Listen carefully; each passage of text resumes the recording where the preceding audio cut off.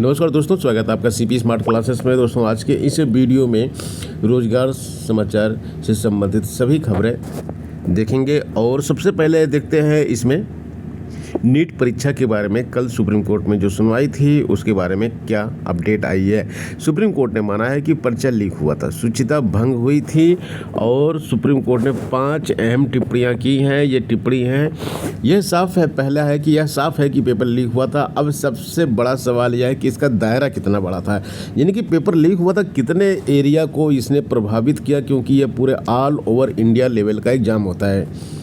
दूसरा, अगर सीबीआई द्वारा दोषियों की पहचान नहीं हुई तो दोबारा नीट यूजी एग्ज़ाम कराना होगा। तो सीबीआई अगर नहीं पहचान कर पाता है कि कौन कौन से इसमें दोषी थे तो दोबारा ये परीक्षा कराना पड़ेगा। मतलब परीक्षा दोबारा कराने की 100% गारंटी नहीं है। तीसरा, नीट यूजी एग्ज़ाम में 2 स्टूडेंट्स की गड़बड़ी की वजह से एग्ज़ाम नहीं रद्द कर सकते। केवल 2 स्टूडेंट ने गड़बड़ी की है जिससे ये एग्ज़ाम रद्द नहीं कर सकते। इलेक्ट्रॉनिक मीडिया के माध्यम से पेपर लीक हुआ है तो यह जंगल में आग की तरह फैलता है। पांचवा, सीबीआई क्या यह पता नहीं लगा सकती कि पूरा नीट यूजी एग्ज़ाम प्रभावित हुआ है या नहीं। तो सब कुछ देखिए, यहाँ 5 पॉइंट में सुप्रीम कोर्ट ये भी बोल रहा है कि एग्ज़ाम को रद्द नहीं कर सकते, फिर एक बार बोल रहा है कि ये जंगल की आग की तरह फैलता है और अगर पूरा एग्ज़ाम प्रभावित है तो इसको रद्द कर सकते हैं। जब ये कई शहरों में जब यहाँ पे गिरफ्तारियाँ हो रही हैं, कई लोग गिरफ्तार किए गए हैं, तो ये इसका दायरा चेक करने की क्या ज़रूरत है इसमें। आगे इसमें और भी अपडेट्स आएंगी और जैसा कि कुछ रिपोर्ट्स वगैरह मांगी गई हैं, उन रिपोर्ट्स को देने के बाद नीट यूजी के पेपर के बारे में फाइनल डिसीजन सुप्रीम कोर्ट लेगा। लेकिन अभी तो ऐसा लग रहा है कि इस पेपर को रद्द कर देना ही ज़्यादा सही है। लेखपाल भर्ती के अभ्यर्थियों को आखिर नियुक्ति पत्र मिल ही गया। 5-5 हर मुख्यालय के 5 मंडल के 5-5 लेखपालों को मुख्यमंत्री योगी आदित्यनाथ जी नियुक्ति पत्र देंगे आज, और बाकी को जिला लेवल पे नियुक्ति पत्र दिया जाएगा। ट्री 3 का प्रवेश पत्र आज जारी होगा। बीपीएससी 3.0 यानी कि बीपीएससी ट्री 3 का प्रवेश पत्र आज जारी कर दिया जाएगा। 27 जिलों में 444 केंद्रों में यह परीक्षा आयोजित की जा रही है। परीक्षा 19 से 22 जुलाई तक आयोजित की जाएगी। इसमें कितने पद प्राथमिक के हैं, कितने पद माध्यमिक मध्य के हैं, माध्यमिक के हैं, उच्च माध्यमिक के हैं। कुल 87,014 पद इस शिक्षक भर्ती से भरे जाएंगे। 87,000 पद यहाँ भरे गए हैं। इसके पहले भरे गए थे पद, उसके पहले भरे गए थे, यानी कि बीपीएससी 1, 2, 3 इतने सारे पद बिहार में भरे गए शिक्षकों के। और उत्तर प्रदेश में मात्र 5-6 हज़ार पदों की एक भर्ती के लिए छात्र यहाँ पे तरस रहे हैं। आलम यह है कि उत्तर प्रदेश के सभी होनहार छात्र छात्राएँ जो यहाँ पे नौकरी के लिए तैयारी कर रहे थे वो सब बिहार में जाकर नौकरी करने लगे हैं। उनको अपने प्रदेश में नौकरी के एक विज्ञापन की उम्मीद अभी भी लगी हुई है कि ये कोई भर्ती आएगी तो वो बिहार से नौकरी छोड़कर यहाँ पर आएंगे।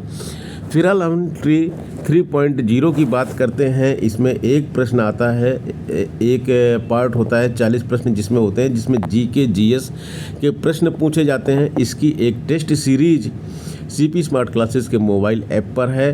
तो आप प्राथमिक के हो, मध्य के हो, माध्यमिक के हो, उच्च माध्यमिक को, सभी को ये करना होता है। तो इस टेस्ट सीरीज को आप सीपी स्मार्ट क्लासेस के मोबाइल ऐप पे जाके सॉल्व कर सकते हैं। लिंक आपको डिस्क्रिप्शन बॉक्स में वीडियो के मिलेगा। और अगर आप इसके बारे में जानना चाहते हैं तो 8299226960 नंबर पे व्हाट्सएप से लिंक ले सकते हैं। पीसीएसजे की कापियां बदलने पर अध्यक्ष ने दाखिल किया हलफनामा। पीसीएसजे के चक्कर में रोज कुछ न कुछ नया बवाल हो रहा है। एक दिन में सर्वाधिक 50 अभ्यर्थियों ने कापी देखी और यहाँ पे कापी बदली गई हैं। इसके सबूत भी मिल गए हैं। याची की मांग है कि आयोग की कार्रवाई संतोषजनक नहीं है, कोर्ट इसकी जांच कराए, ये सब मांग कर रहे हैं।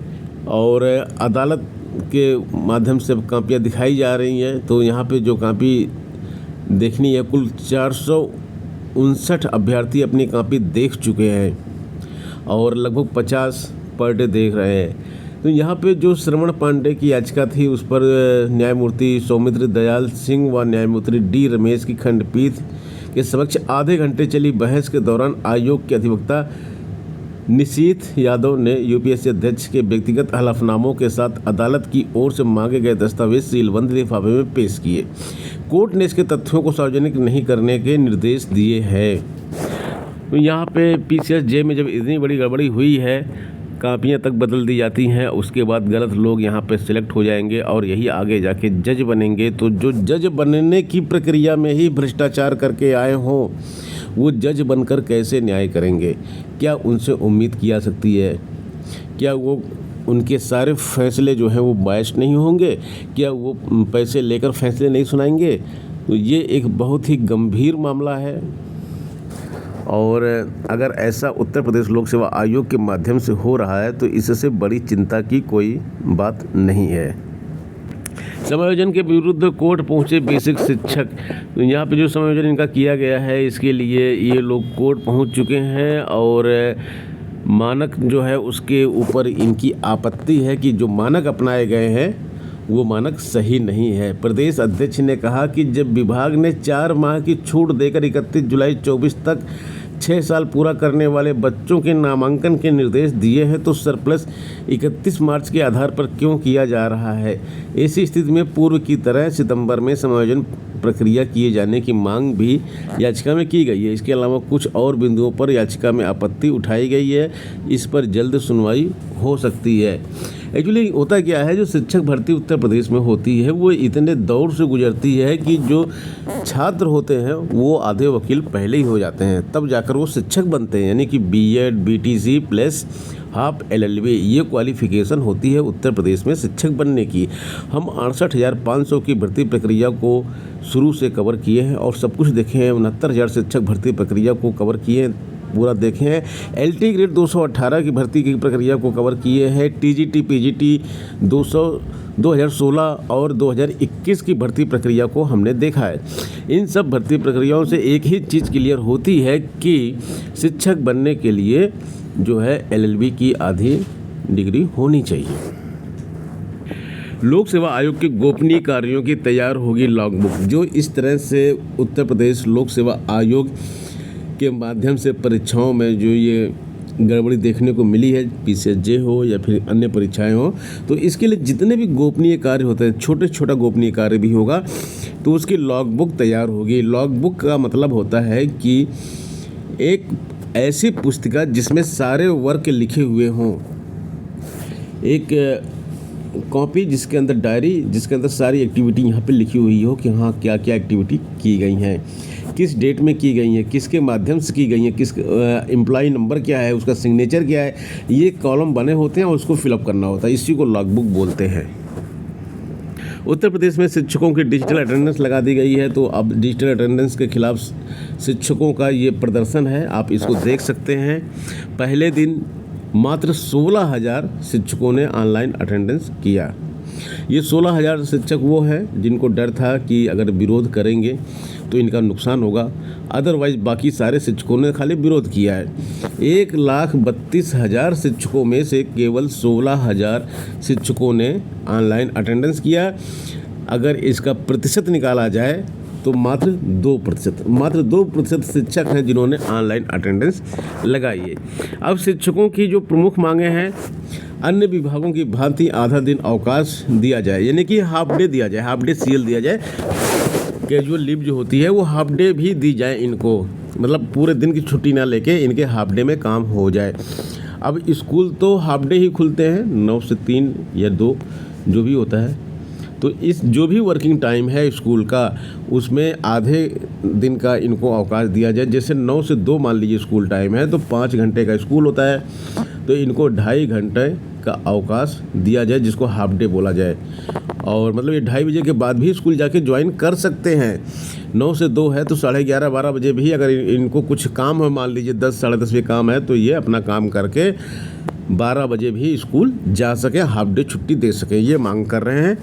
या फिर 9 बजे स्कूल जाएं और 12 जो भी स्कूल का टाइम है जाएं और 2-2.5 घंटा पढ़ाने के बाद हाफ डे छुट्टी दे के ये अपने घर आके अपना काम कर सके। तो ये हाफ डे की मांग कर रहे हैं, ये मांग बिल्कुल उचित है। हाफ डे सभी विभागों में होती है, तो शिक्षा विभाग में भी हाफ डे होना चाहिए और जो काम होते हैं शिक्षकों के वो अपने ये निपटा सकें जैसे बाकी लोग निपटाते हैं। राज्य कर्मचारियों की तरह 30 दिन का EL या PL दिया जाए।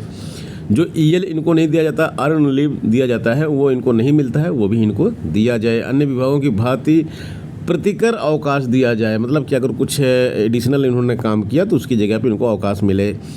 BSA को ऑनलाइन उपस्थिति में शिथिलता का अधिकार दिया जाए, यानी कि BSA अपने हिसाब से ऑनलाइन अटेंडेंस में छूट दे सकें इनको, और ऑनलाइन उपस्थिति व्यवस्था को समाप्त कर अन्य विभागों की भांति उपस्थिति की जाए। देखिए ऑनलाइन में अटेंडेंस तो हटेगी नहीं, ये तो थोड़ा सा मुश्किल है, क्योंकि इसको लगाने के बाद जो है दोबारा बैकफुट पे सरकार नहीं जाएगी और धीरे धीरे सभी विभागों में ऑनलाइन अटेंडेंस लग रही है। तो ऑनलाइन अटेंडेंस तो लगानी होगी, लेकिन बस ये है कि आपकी जो अन्य मांगे हैं उस पे सरकार को ध्यान देना चाहिए। वो सारी मांगे आपकी बिल्कुल जायज़ हैं। शिक्षा निदेशालय ने शिक्षकों के तबादलों का जो आदेश था उसको रद्द कर दिया है। तो अब जो भी शिक्षक हैं, 5 या 6 शिक्षक जो प्रभावित हुए थे, वो सब अपने हिसाब से जो है जहाँ पे उनकी पोस्टिंग थी 1 जुलाई के पहले, वहीं पर उनकी पोस्टिंग मानी जाएगी। 2 जुलाई को 1009 विधिक शिक्षक, 847 PGT और 3150 TGT शिक्षकों का तबादला किया था, जिसको रद्द किया गया है। CUET UG का रिजल्ट जो है 15 जुलाई तक आ सकता है। CEUT का रिजल्ट जब आ जाएगा तो इसके बाद जो यूनिवर्सिटीज़ हैं वहाँ पे एडमिशन होगा इसके रैंक के बेस पे। इलाहाबाद यूनिवर्सिटी की बात करें तो 11,000 रजिस्ट्रेशन पहले ही हो चुके हैं। एक दिन में ही 11,000 रजिस्ट्रेशन हो गए हैं UG कोर्सेज़ में, अंडर ग्रेजुएट कोर्सेज़ में। स्नातक करने के लिए छात्रों ने 11,000 रजिस्ट्रेशन करा लिया है, लेकिन रिजल्ट का भी कुछ पता नहीं है। रिजल्ट की उम्मीद की जा रही है कि 15 जुलाई तक ही रिजल्ट CUET का आ जाएगा। तो दोस्तों ये हो गई प्रमुख खबरें। मिलते हैं नेक्स्ट वीडियो में कुछ नई अपडेट, कुछ नई जानकारी के साथ। बने रहें CP स्मार्ट क्लासेस के साथ। धन्यवाद।